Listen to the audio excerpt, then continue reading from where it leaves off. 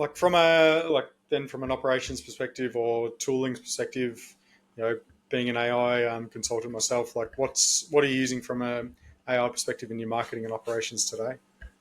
Yeah, we've integrated versions or levels of AI into our marketing, into our operations.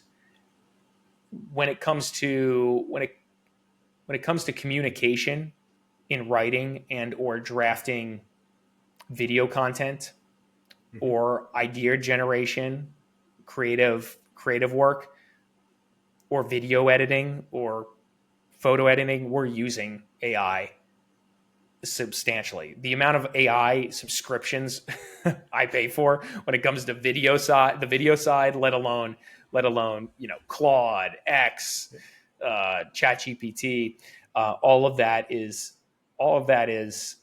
in heavy use within our team for different reasons, and for different applications.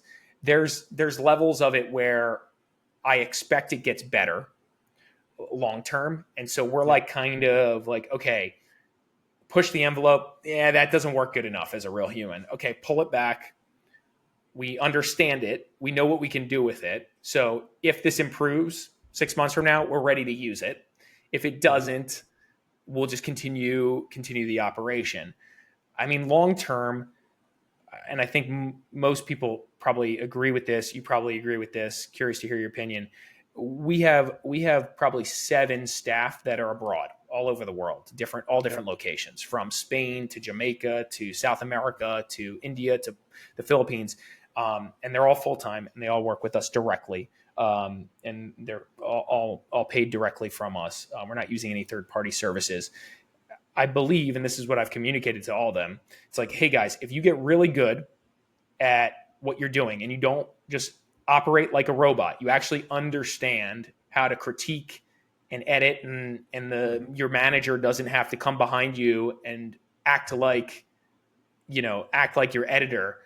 If Yeah. you get to that level of understanding, you will have a job probably in the next 2 years, right? But like, if you don't, the AI is going to replace you, right? The data entry model of like a Filipino is probably is probably going away at some point with AI agents, and we've kind of experimented with some of this stuff, and it's more like, hey, if the Filipino worker or the abroad worker is good enough, they can watch the AI and make sure things are right, but Yeah.